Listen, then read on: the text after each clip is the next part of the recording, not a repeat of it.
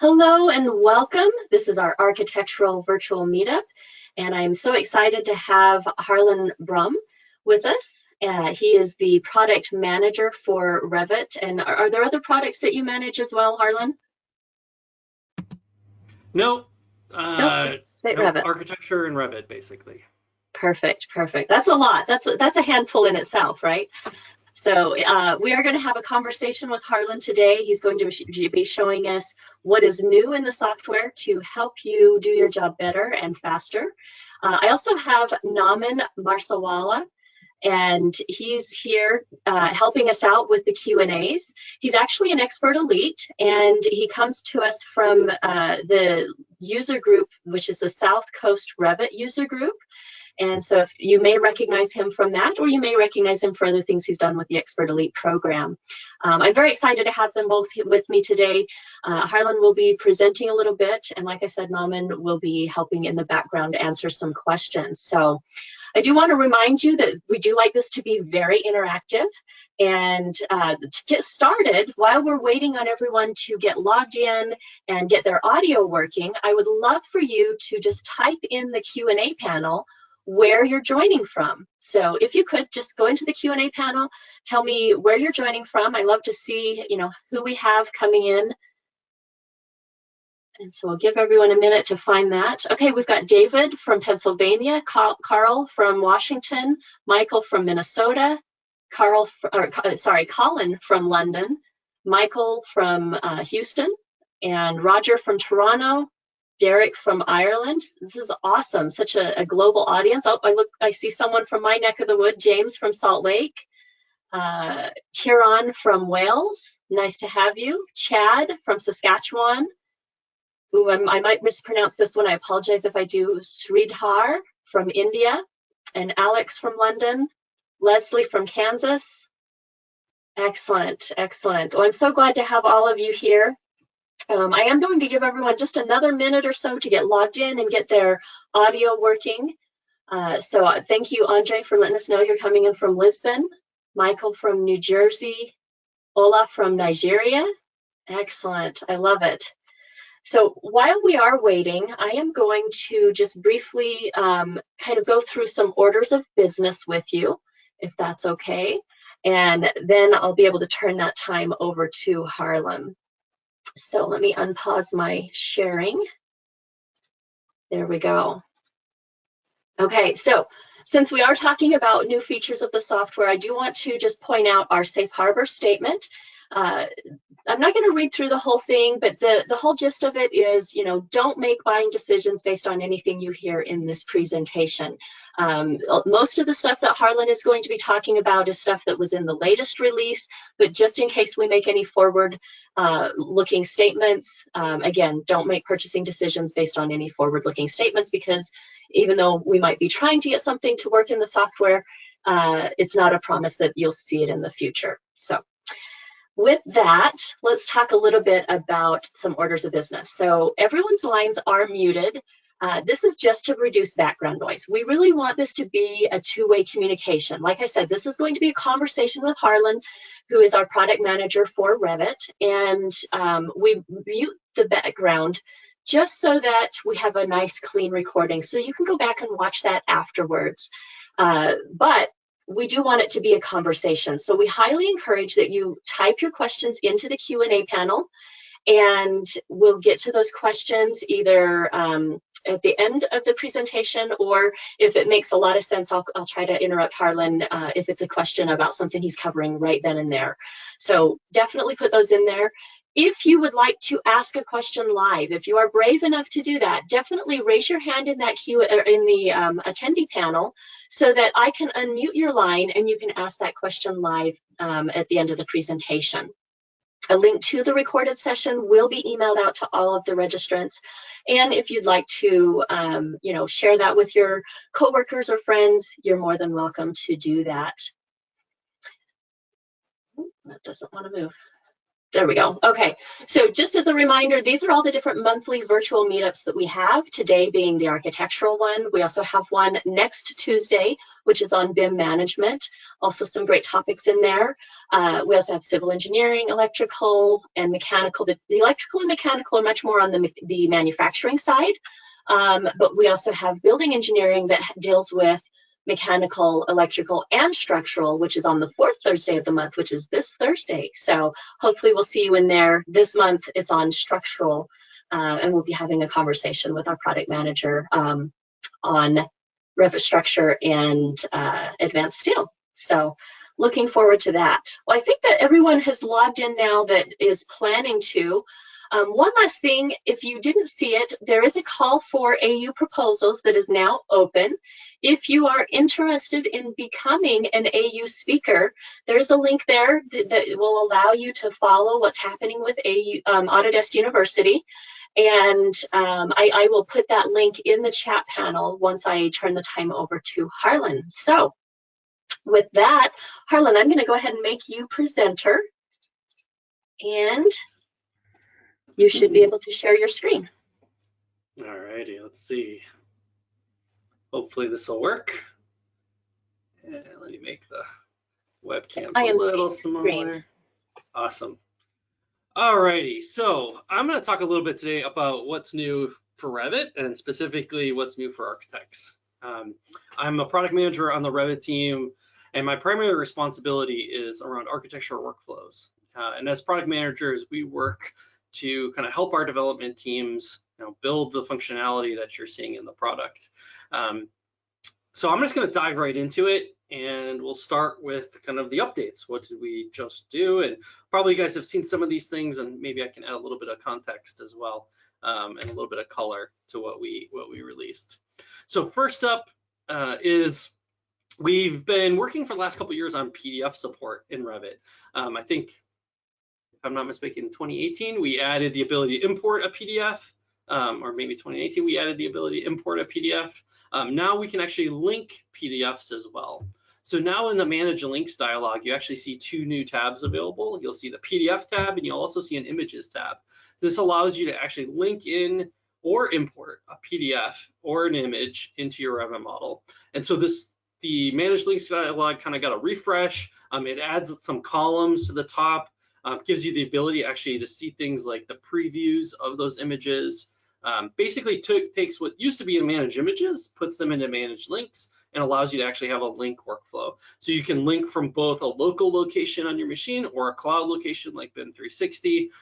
You can select multiple rows. It's resizable. The whole dialog kind of takes advantage of more modern dialog controls. It gives you the counts that you need. You can unload. You can even convert a link into an import if you need to for a specific use case.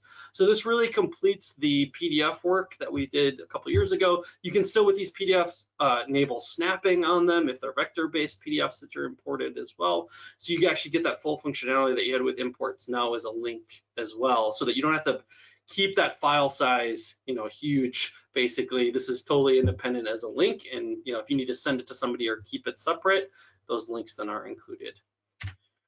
So another enhancement that we made is a family editor kind of fix that allows you to choose whether or not a void will actually cut the geometry of a solid object.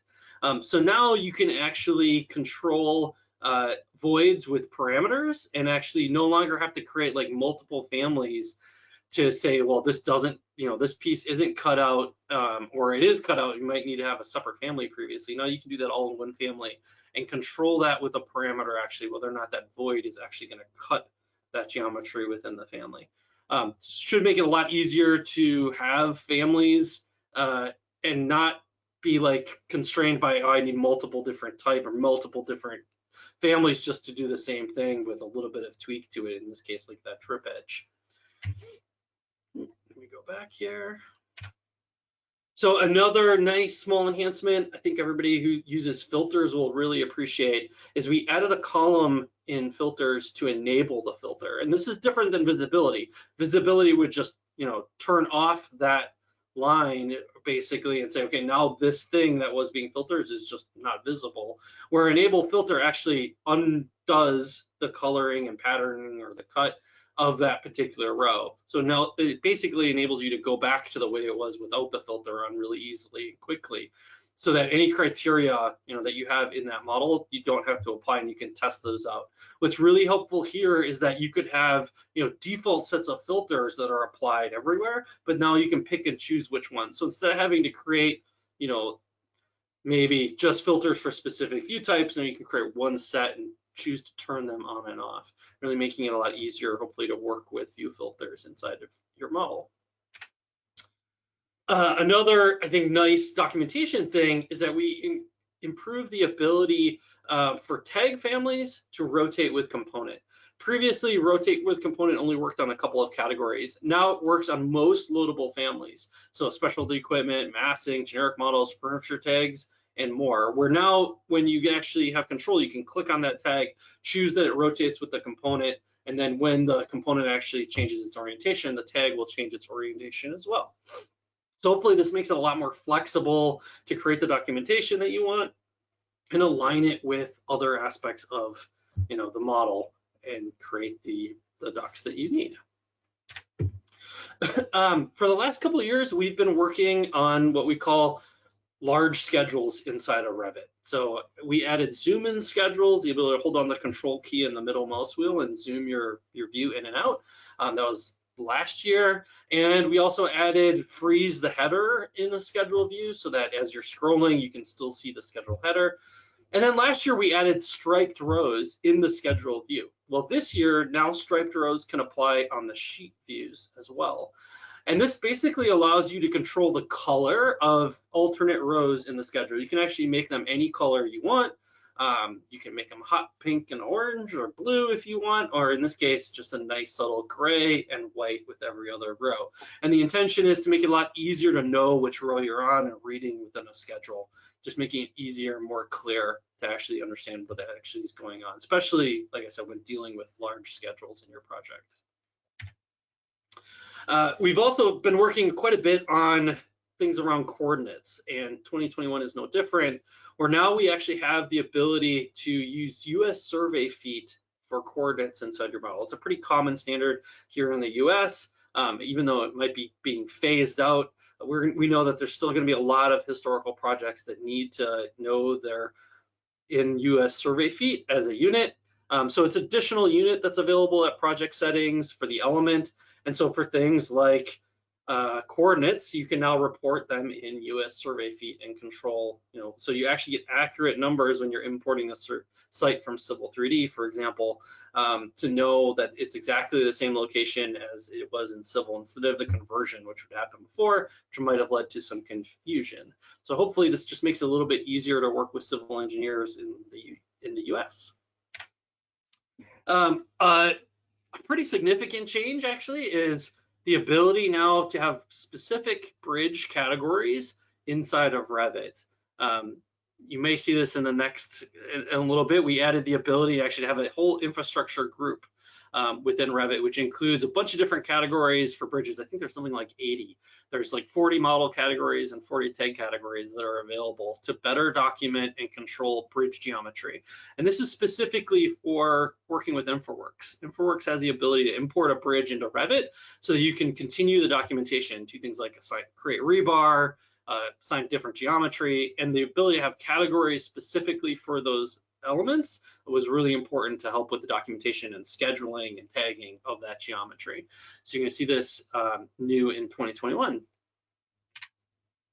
And then BIM 360. So BIM 360 got a pretty nice set of enhancements for actual project navigation. Now you can actually search all your hubs, making it a lot easier to see it. You actually have a direct link to BIM 360, which is always really handy just to click on. And you can actually see recent files in BIM 360, what you're navigating on the bottom. And like previous versions, we still had easy access to some help links available on our, what we call Revit home screen as well. But also probably the biggest change is we are introducing BIM 360 design for the EU. Now you can actually choose that you're going to use an EU data center when creating your BIM 360 project. You can determine this in the account hub or tenant when you create the project. And so now you can choose that hub and have all your data be hosted inside the EU, helping with things like GDPR and just making sure that you understand where your data is being stored. You can either choose US or the EU. This is only available in future Revit versions, so you have to be using Revit 2021 or later to actually have this option. If you're using an older version of Revit, you're not going to be able to see the option to create an EU data center.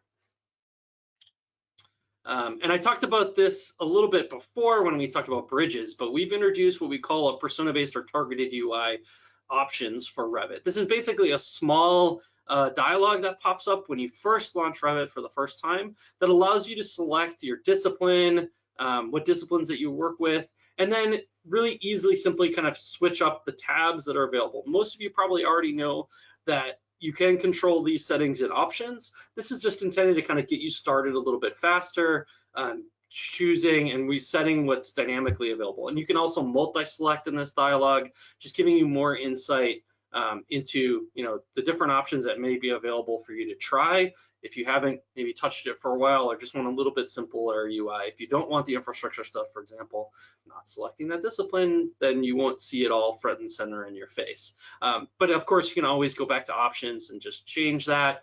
We really, like I said, intended this to help people maybe new to the product get started, give them a little bit simpler, cleaner look, since a number of years ago we introduced the all Revit versions in one product, having this kind of making it easier to filter out maybe some of the stuff that you don't want to see every day if that's not your job. And then content. So this year we actually have a button inside of Revit under Insert on the Insert tab, and it's called Get Autodesk Content. And this ribbon directs you to the download page to download all or any of the content that you want. Now, when you're installing Revit 2021, one of the major differences this year is that not all the standard kind of out-of-the-box content is included in the download.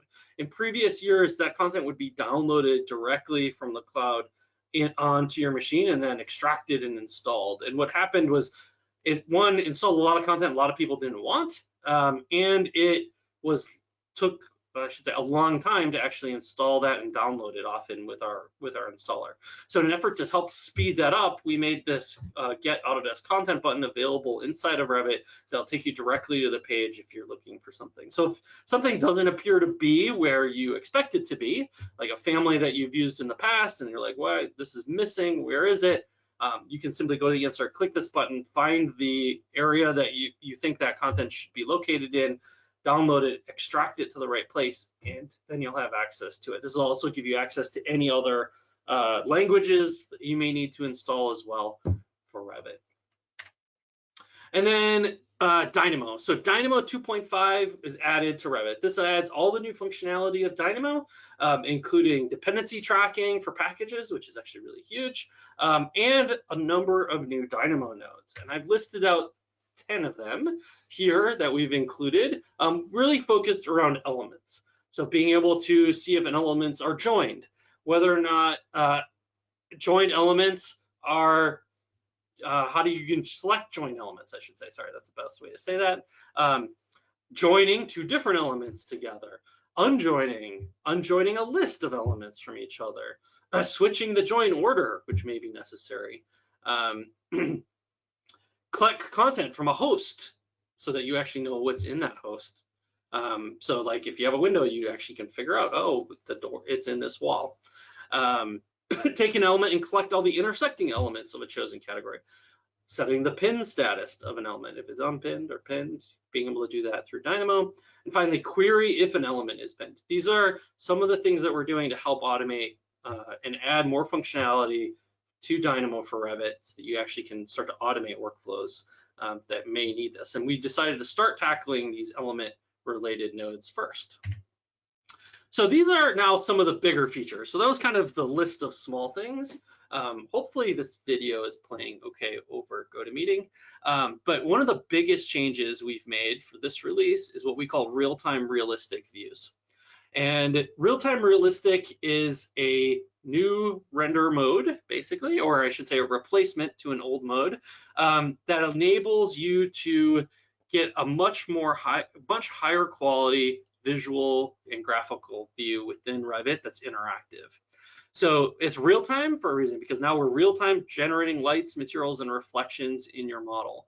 And this video is hopefully showing that you can navigate as well in this space. The biggest change here is that this is a huge performance enhancement for Revit itself. So historically, working in realistic views was difficult, especially if you had a lot of artificial lights in the view. Performance might not be great unless you have really good hardware. This is a 10x performance improvement or more, depending on the view. Hopefully I'll try to play that video again and it'll go. It has accurate lighting and reflections and materials, much higher visual quality. And this actually takes advantage of the GPU hardware that you have as well for your machine. So historically, Revit was not very GPU centric. This functionality actually takes advantage of your GPU to dynamically generate the lighting in the scene. And so you can see things like changing the light temperatures of artificial lights, changes what the view looks like, changing the time of day, and the sun will change the reflections, obviously. And the biggest technical improvement here as well is what we call global illumination, allowing you to actually get accurate lighting inside of a real Revit view. And like I said, it's interactive, so you can actually make changes in real time, and Revit will update without having to, export or hit the render button again and see how it looks. The other big significant change that we've made is we actually removed a view. So instead of having realistic and a ray trace view, which was kind of a in-canvas ray tracer, we removed that ray trace option. It was slow, didn't perform very well, and this was simply a much better technology to create the same results. So we wanted to make it a lot simpler as well. So if you see that you're missing the ray trace view, that's okay. It's supposed to be gone for Revit 2021. Another significant change for architects is we've added the ability to have slanted walls in Revit. Now, we always could do slanted walls with masses, but this now allows you to actually slant a wall with a simple parameter change, changing the wall from vertical to slanted, and then setting an angle or using a snap. Now, things like hosts also work with this. So this is showing a wall sweep that you can change from either perpendicular to the wall or horizontal, and things like windows and doors and really any element that can be hosted on the wall. You can now choose whether or not it's actually follows the slant or is perpendicular, giving you really easy control over how things respond to a slanted wall. The benefits here are that you don't have to create any additional families. It'll instantly know that you've hosted that element in a slanted wall and give you that option whether it's vertical or slanted, making it a lot easier to create much more complex geometry. And I was probably most excited about this feature myself for this year.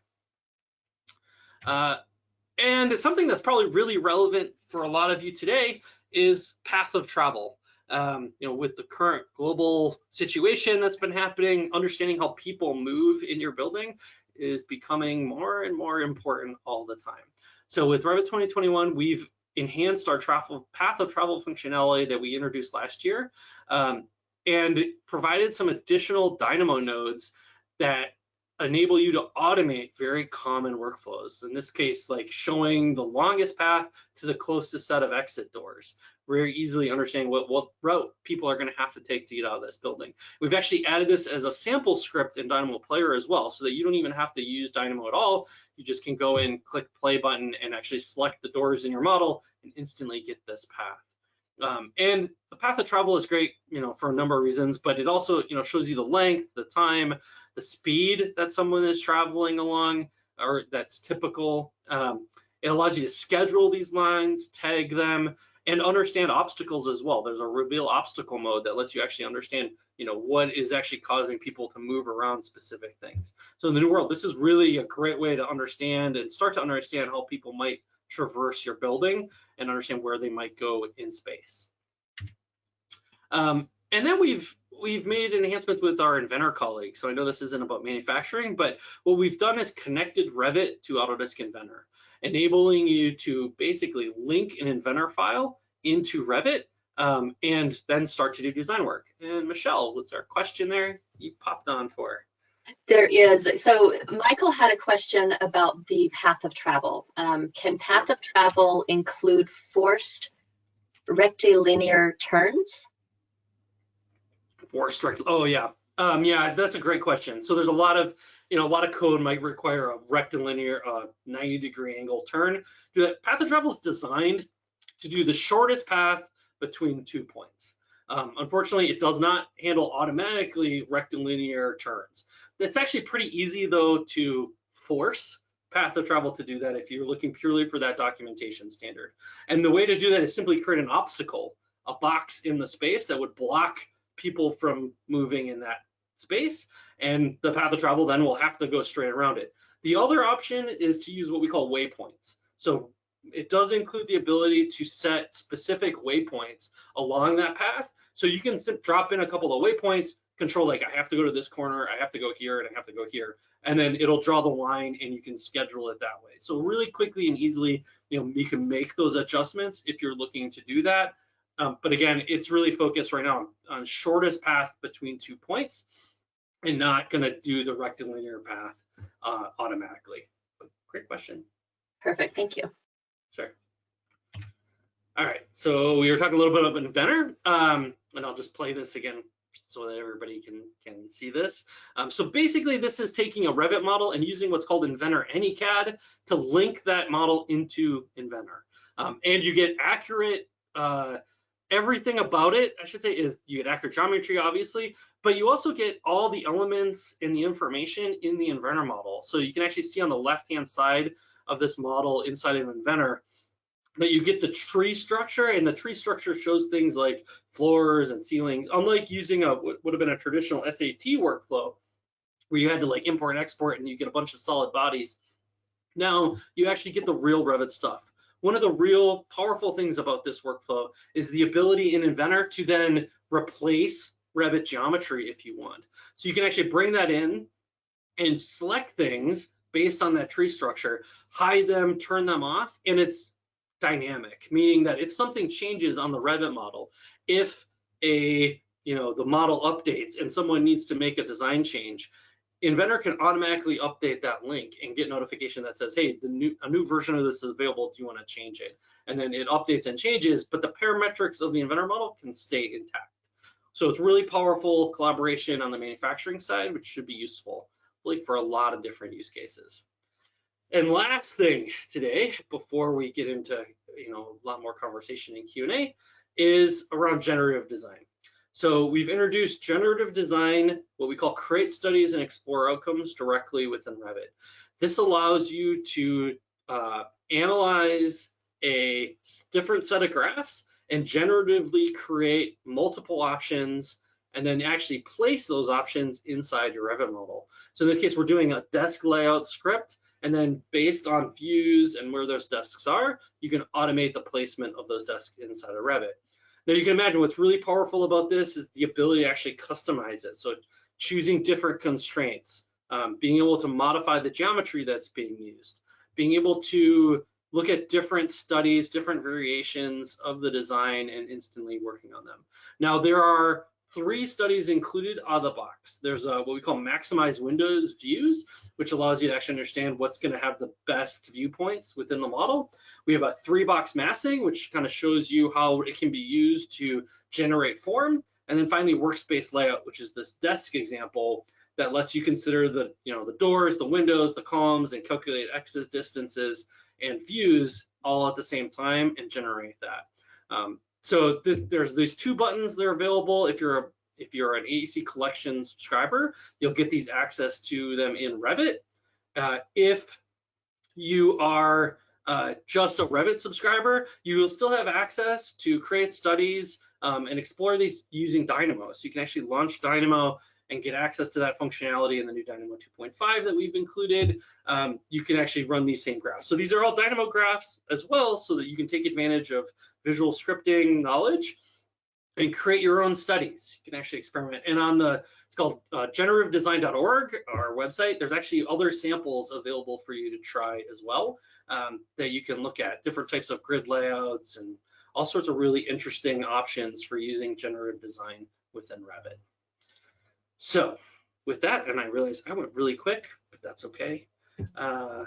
We can open it up for questions. No, that was perfect. We love to leave it open so that we can have a conversation. So it was the perfect timing. Thanks, Harlan. Sure. So we had some questions come in, and Nauman has been wonderful helping me answer these in the background. But I do want to bring him up front for everyone to basically, gain from those answers that were provided. So Michael asked the question: can you convert an import back to a link? For a PDF, yeah, no. You can only go one direction. You can only go from a link to an import. Perfect. And that's exactly what Nauman had said. I just want to make sure that everyone gains the benefit of having that question out there. I'm glad I said the same thing as him. It's perfect. All right. And the next one that came in had to do a bit with rendering. So the question came in, and I'm going to apologize up front if I say the name wrong. Bauminga asked the question: is rendering quality good in Revit? I'm going to say yes. I would say it depends.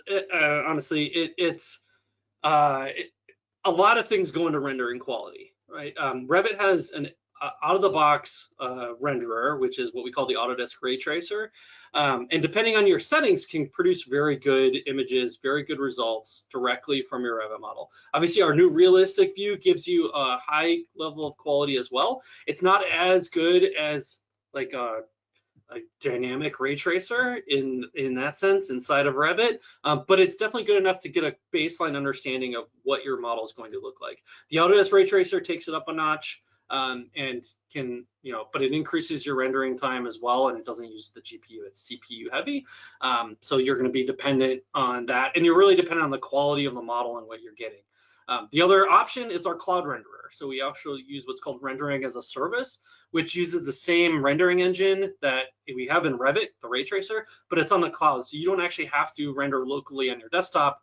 You can render in the cloud, and then they send you the image back. And they have all their options in the cloud renderer as well that are pretty powerful and interesting, like rendering panoramas, doing light analysis, so you can actually get lighting results in your model.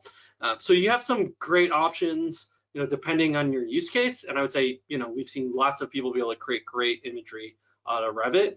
There are other, third-party tools as well that can do a great job as well. So there's lots of options when it comes to visualization and visual quality within Revit. Just kind of depends on your need and what you consider good. Everybody might, has a slightly different.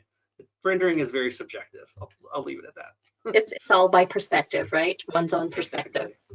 So I love that this question came up, because it actually brings up our July topic for the architectural meetup is going to be all around rendering. So ask those questions, send us more feedback, and we'll make sure that we get those answered in July's meetup.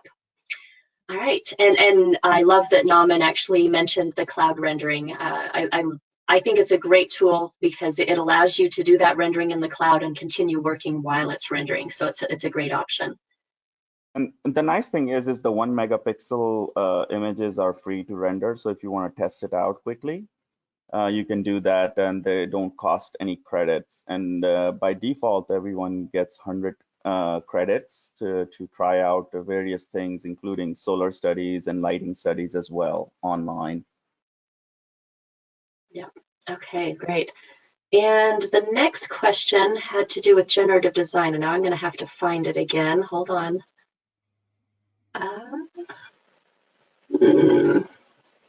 I've lost it. One second.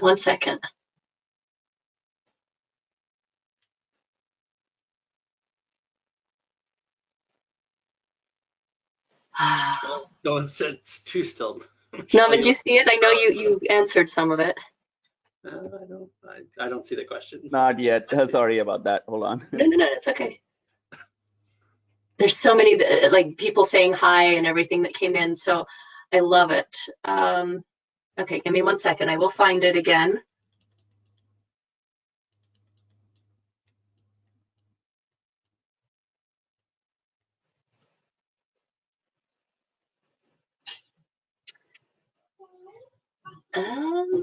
I am not finding it. Okay, so let's go to the next one. So Elena asked the question, it's going back to rendering. Have you addressed RPC objects with the new rendered and casting realistic shadows? We addressed RPC content.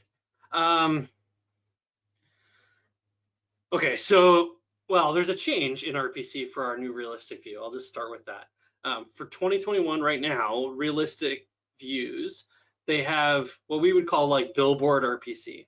And that's intentional for this go around because of performance. It actually led to a huge performance. One of the big performance gains that we got was not having RPC actually turn to face the camera. So I would say it's a little creepy actually. If you have a person in 2020, the person will follow you. It's like one of those paintings. But that is definitely something we're also investing in and looking at long term is better RPC and better content. Now shadows should be accurate. Shadows should still respond correctly. That shouldn't have been bad. If there is, we'll have to figure out what's going on and work with our support team to find out what's happening. But hopefully shadows are working correctly. We actually made a change a little while ago to improve our shadow quality, especially if you go above the Arctic Circle. Probably something everybody missed because it was only something we talked about in our release notes. But we've made changes so that the actual shadows are accurately represented anywhere that you are, any time of day. Some of the things in Revit had historically been a little off, but we've made that a lot better overall. Hopefully that answers the question, Michelle. I don't know. And there's another follow-up question from Jeremy. In the past, in 2013 Revit, it used NVIDIA GPU for rendering. Mental, iRay, this shifted to CPU cores for rendering. Is this now available in 2021 Revit? Yeah, so you're referring, so we used to use what was called the Mental Ray rendering engine. It was actually back then even CPU dependent. It actually didn't use the GPU yet. Revit rendering, its Autodesk Ray Tracer is CPU heavy. What we call new realistic view or real-time realistic is actually GPU though. It's based on the GPU that you have. And so if you have an NVIDIA graphics card, it's going to take advantage of it. The only caveat there is you need to have a card with at least 4 gigs of video memory. Basically, that's kind of the minimum necessary requirement in order to take advantage of the new realistic view. But otherwise, rendering in general for Revit has been CPU.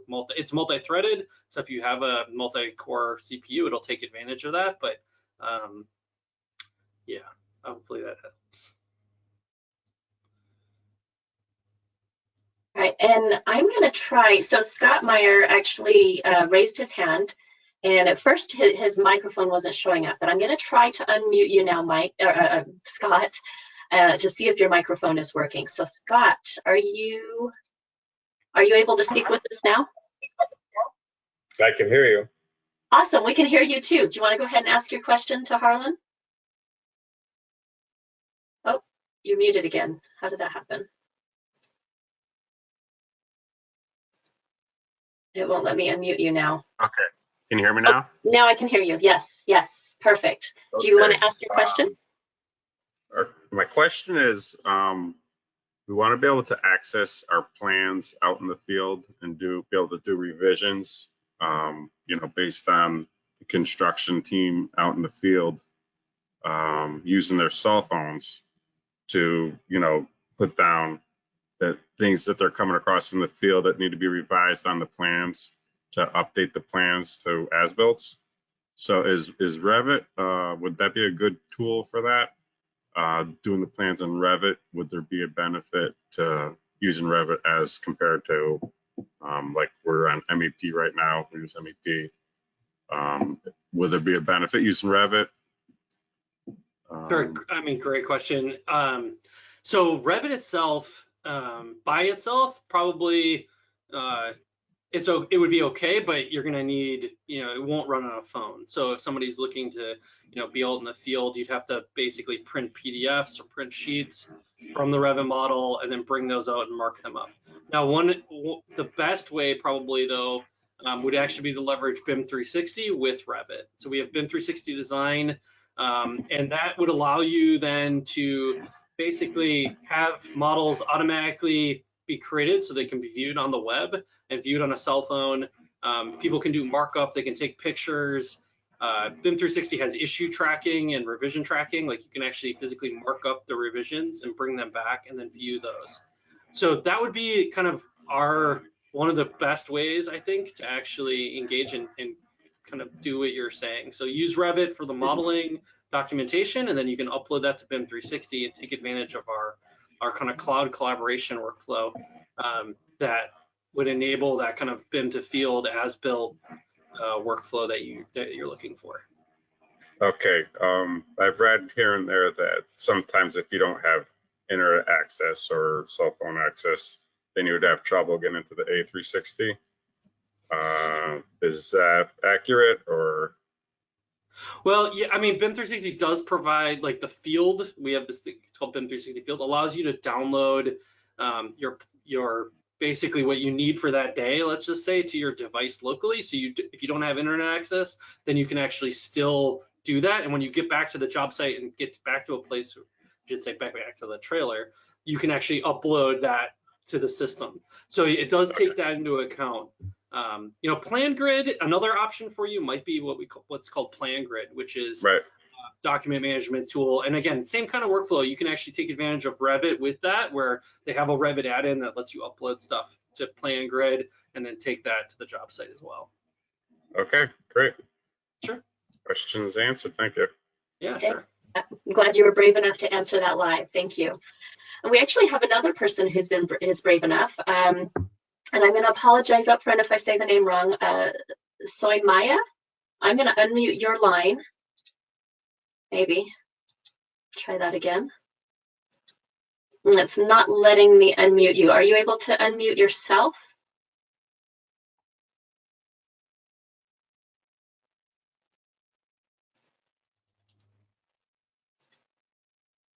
No, it's not allowing me to unmute you. So I apologize. Go ahead and type your question into the Q&A panel and we'll bring that question up verbally for you. Okay, and then Annie asked the question, for the schedules, can you choose which rows have colors, or is there only every other line?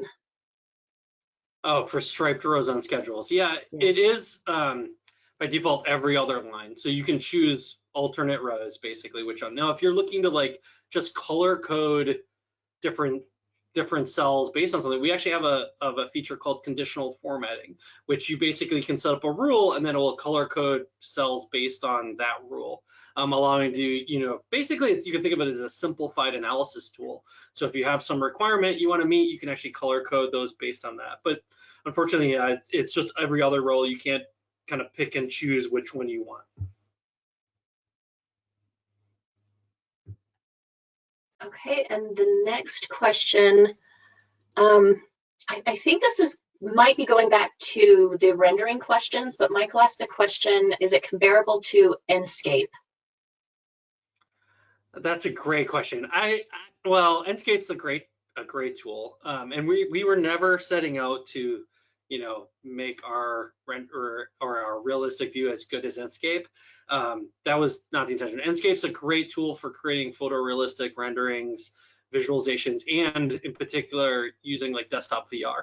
So realistic views will not do that. Our realistic views are really intended to be interactive. So what we were trying to go for is the ability to make edits and changes in real time and get a sense of what those changes and how they will impact your design from a, you know, light and material perspective. We're not going to get at the same level of quality as Enscape. It's just, if you're looking for that specific kind of photorealism, that Enscape's a great tool for that kind of dynamic thing, and I would, you know, encourage you guys to look at that as a solution as well if that's what you're interested in. Like I said, we were trying to look at it from more of a immersive design. How can we help people, you know, as they're working, as they're making changes, understand some of the impacts of those changes, less so about presentation and about creating, you know, that kind of quality. So, yep, but great question. I hear that one all the time. All right, great. And Samoya asked the question, what is the difference between Revit and BIM? So Harlan, do you want to explain how BIM works with Revit? Well, Revit is BIM. That's kind of, so it's not, there's not a difference between them. They are basically one and the same. Revit is a BIM, what we call a BIM authoring platform.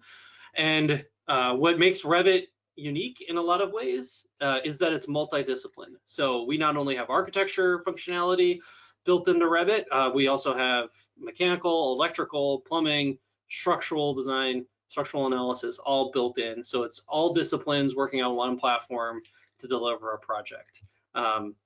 And so that becomes kind of one of the fundamental difference between that and other, might be called BIM products. And I think it was answered in the chat as well. Like, BIM's a process; it's not a particular tool. So you can technically do building information modeling with 2D tools. That's not within the realm, and actually two-dimensional documents are a huge part of the whole process. So I would just say, yeah, Revit is BIM. BIM is Revit, I guess, is the way to kind of phrase it. But yeah, I think that's a great way to phrase it. I usually tell people BIM is basically a process or a concept, and our Autodesk tools are the tools that you would use to take advantage of it. So great. Exactly. Good answers. Okay, and there are a lot of hard names in here today. So Narayanan, apologize if I said that wrong, is asking, is it used for small bungalows? Revit can be used for any size project. I mean, I've designed, small bathrooms additions to my house and stuff in Revit. I've seen lots of people do, tiny homes in Revit.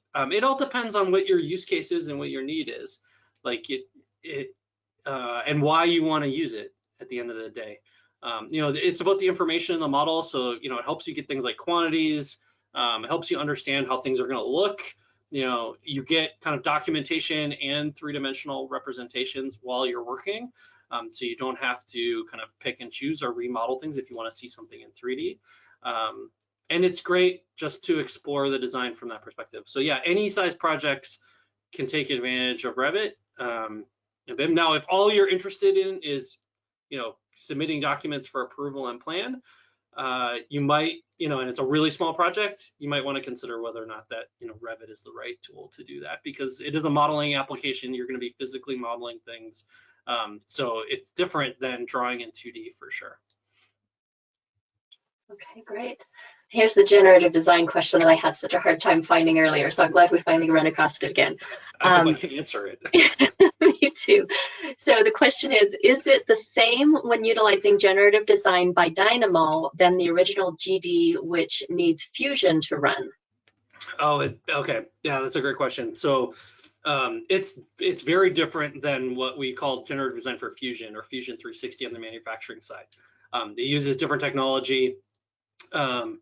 It's fundamentally different at the end of the day. So ours, generative design for Revit, is designed for architectural projects, and yeah, it takes advantage of Dynamo. Generative design for Fusion is a completely different algorithm, a completely different set of how it works and how it's functional. So they're the similar concepts at the end of the day. We're trying to generate options and understand the outcomes. So you want to analyze those outcomes and get to a better result. They're just using different technologies behind the scenes. Great. I can't answer that question. So normally I'm not the generative. We have a whole team focused on generative, but. And actually it's a great time to ask the question, because in June, our architectural topic is going to be generative design, and we have Emily Basaga Dunn and Jacob Small presenting. So bring those questions next month, and we'll make sure that they cover that. Yeah, I definitely don't do it justice in 5 minutes on a slide. They're experts, so that's great. Absolutely. Okay, let me look through and see if there are any other questions we have missed. Okay, so Balmiga is asking the question, AutoCAD versus Revit, which is better for civil engineering? That's a tough question, isn't it? Well, Revit is not Revit's not a civil engineering platform. We can import civil geometry, so we can take in things like bridges I mentioned. We can also bring in site topography from Civil 3D, so that you can basically design your building, in the context of the site that's being worked on. Now, yeah, Civil 3D would be, Civil 3D and what we call InfraWorks are our two civil engineering specific products. Now, AutoCAD definitely can be used for that as well. But we intend it to be kind of, a complete workflow across these different products so you can get an entire project done, whether that be, a road or a tunnel or a bridge or, a train station. Being able to work across products is where we're going with it. But yeah, but Revit's not by itself a civil engineering tool. It doesn't have what you would need as a civil engineer to complete all the work you would do. It's intended to focus on buildings, building structures, basically. Okay. All right. So Varun Kumar is asking the question, is there any way to optimize the Revit model size? Optimize the model size? There's lots of ways to work with Revit and optimize and kind of control model size. Typically people are worried about things like performance. I mean, there's a lot into that question, but we could go down a bunch of different rabbit holes.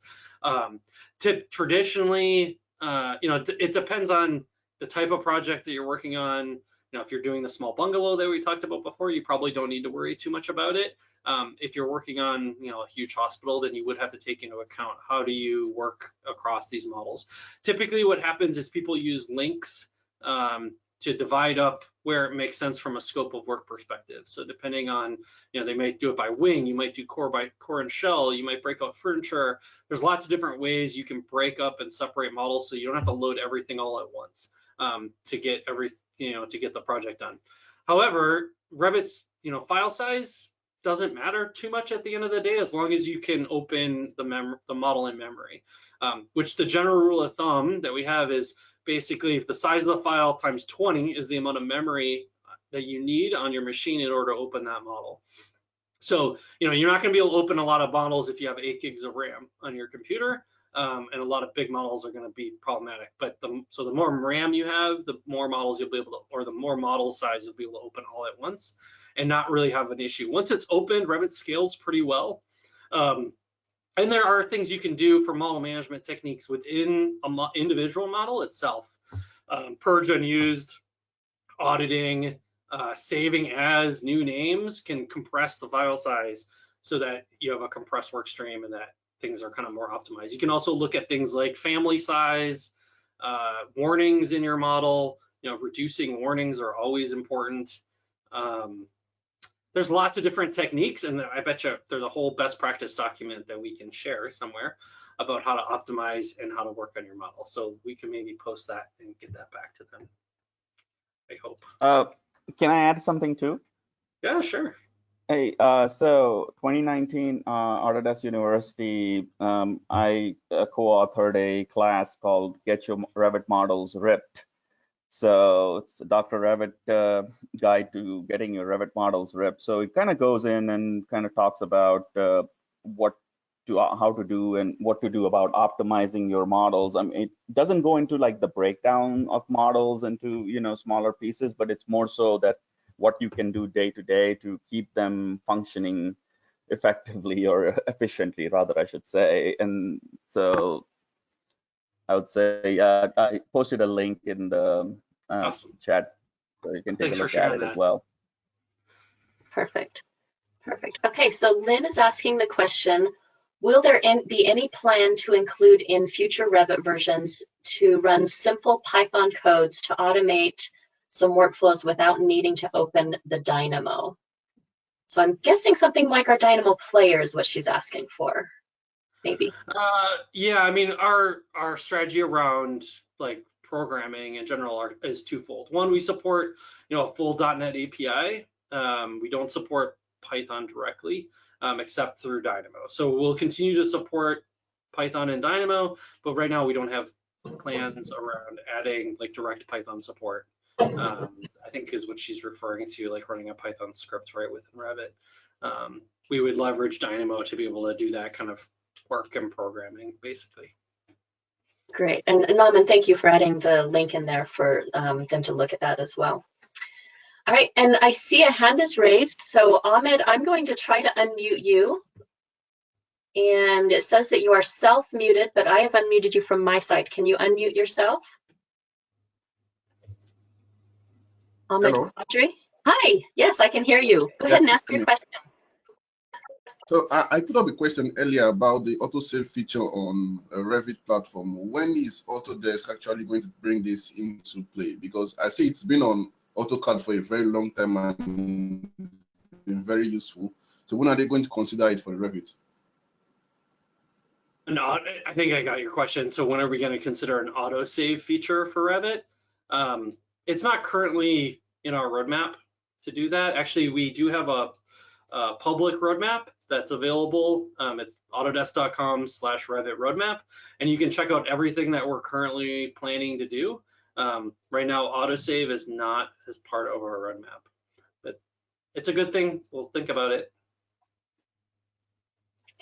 Okay. How about the Revit Ideas Forum? You can take a look at it, and somebody must have proposed it. I just posted a link to the Revit Ideas Forum. I really like the fact that you guys have added this Revit Ideas Forum and actually look at it and even respond to those in terms of features added itself. And the roadmap is part of that feature set as well. So please go ahead and write down your ideas of enhancements, and if there are enough votes, they may consider it. Yeah, absolutely. It's a great point. Thanks. And that's just, if you don't see the link, it's autodesk.com/Revit ideas. Very simple. Great place. We are up there all the time, reading, responding, updating when we've accepted things, when we've put them on our roadmap. A lot of the stuff, almost everything actually probably I mentioned today in 2021 has a Revit idea and either came from there or was inspired from there and led us to be able to do that and implement it. So we definitely look at it and pay attention. And yeah, if you guys have other thoughts, we'd love to hear them. We'd love to get that kind of feedback about what we should be focused on. So great. We have about 4 minutes left. I'm going to try to open up Emmanuel's line. I see the phone is grayed out though, so I don't know if I'll be able to unmute you. No, it's telling me there's no audio pin that was sent. So I apologize, Emmanuel. Go ahead and put your question in the, oh, actually I see it. I see your question in the Q&A now. So Emmanuel says, hello, great webinar. I have been struggling with text formatting in Revit for years. Previous to Revit, I was using AutoCAD, which gives a tremendous flexibility to text. Any chances that Revit will have more control? Well, I hope you're using a later version of Revit, not something, I think pre-17, 18, 17, I think, because we introduced a new text editor in those years to help make it easier to format and edit text. Revit's not really, it wasn't designed to handle text really at the end of the day. It was designed to handle the information in the model. And so it's not, you're totally right, it's not as robust as AutoCAD for drafting tasks, for things like drawing, for creating text. You can take advantage of it though. You can do things like cutting and pasting from other applications into Revit. There's also Revit add-ons that can help like actually direct import Word documents and other document types into a Revit model. And our new PDF functionality, if you have a PDF of some text that's formatted a certain way, you can bring that into Revit, and Revit will be able to display it and understand what's there. But yes, that's definitely a concern for a long time. Hopefully you're at least using a later version and have our new text editor that provides a lot more functionality than the old one ever did. Makes it a lot easier to just create simple text notes basically, but it's not as robust as AutoCAD. That's for sure. Great. And the last question we'll be able to get to today is from Saraba. The question is, which software is best for 2D and 3D drawing, AutoCAD or Revit? Well, if you're just looking at drawing, if you're just trying to do creating a drawing, then AutoCAD is an awesome solution for anybody just creating 2D documentation. And even if you're just creating a 3D model, AutoCAD is pretty robust. Now, but if you want to go beyond that, if you actually want to model a building and have the information and have things like doors know that they go in walls and have parametric information and take advantage of what we call constraints and the parametric change engine that is in Revit. When one thing changes, everything stays up to date. then Revit's a great choice. Revit is a great choice for that. But if you're just looking at 2D drawings, AutoCAD is awesome. And there's probably no beating it from that perspective of actually creating a document and creating drawings. Okay, great. Harlan, thank you so much for joining us today. And Naman, thank you so much for your help in the background with all of the questions. We had quite a few questions come in. If we did not have time to get to your question, I will bring those up to Harlan's attention after the fact and send you out an email directly with that answer.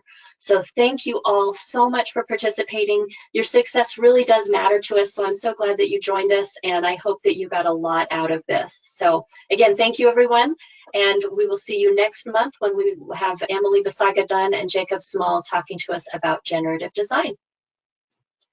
Thanks, Take everybody. care, everyone. Thank you. Bye. Bye-bye.